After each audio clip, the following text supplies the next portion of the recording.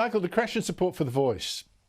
What can Anthony Albanese do now? I mean, he's had a stroke of luck, or maybe he arranged it. Western Australia is scrapping its Aboriginal heritage laws after just, 4 weeks or something. Absolutely disastrous laws, forcing people to scurry for, pay people for permission that might to disturb Aboriginal heritage on their properties. But what does this crash in support tell you? Well, by the way, that will only decrease support for the Voice in Western Australia, because people in Western Australia now understand that if you have an extreme law that goes through the Parliament, it can be repealed. But if you get into the Constitution, you're stuck with it forever. Correct. Well, look, I wondered whether there was an opportunity for him to defer this. I'm told there's not. He said he's going ahead with it. What can he do? He can tell the truth. He can come out and tell people that what the Voice is all about is effectively a 10-year orchestra. The Uluru Orchestra will play for a decade.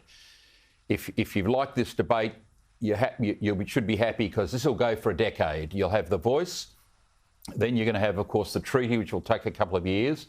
Reparations, that's financial compensation to Aboriginals, that'll take a couple of years. The whole debate then about sovereignty, land never ceded, that'll take a couple of years, and then, of course, the move to self-government. And all of these things, as we now know, are in the Uluru Statement, by the way, which has been very hard to find online. I know Peter Credle and others have found copies, but boy, it's been hard to find a copy of the full 26 pages online. So this will go for a decade, Andrew. So if people want that, if they want this to be a debate in Australia for a decade, they should certainly support the Voice. If you feel a bit uneasy, if you feel you're being snowed, if you doubt you're being told the full story, then you should certainly vote against this. This is an extreme proposal which should be defeated. And if the Prime Minister can't tell us the truth, he says the government is committed to the Uluru Statement, implementing it in full. Then when he's asked in the media, does that mean treaty? He says, oh, no. I mean, this bloke cannot tell the truth, and that's one of the reasons why people should certainly vote against it. I know. The shiftiness tells you so much.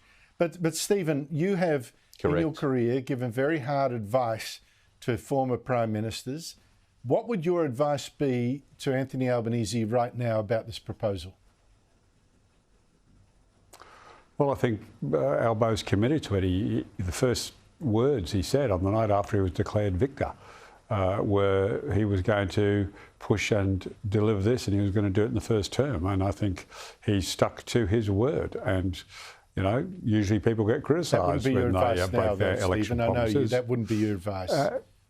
No, look, it's obviously disappointing that the polls are going backwards at the moment. I still am an optimist and hope that the campaign, when it really kicks off in the actual, once the date's announced and it's on, I'm hoping that the campaign can drag it back to a majority across the country, and then it's a bit of a raffle around getting 4 states. But I mean, Michael just wants to wash away history here. This was something being championed by Ken Wyatt and Scott Morrison. This is Morrison wasn't in favour of the proposal that actually Morrison put money into creating some of this process. That's just undeniable. The NIAA has got $2 billion, and that was an organisation created by Scott Morrison in his own department. I didn't notice what was going on. This was inside PM&C. Essentially a voice in itself. Yeah, well, actually, I wouldn't take Scott Morrison as the Lone Star, someone I've got to have to go on a hill and defend.